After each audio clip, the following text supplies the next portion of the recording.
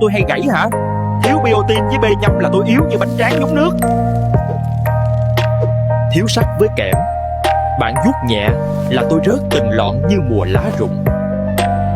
Thiếu canxi và vitamin D, cắn đá nhỏ thôi là tôi ê nên muốn khóc luôn.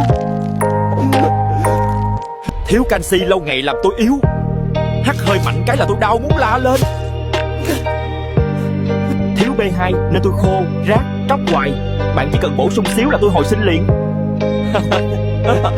Nếu bạn thích nghe mấy bộ phận trong người kể khổ vậy nè, nhớ theo thỏi tôi để tụi nó còn có dịp tâm sự nữa nha.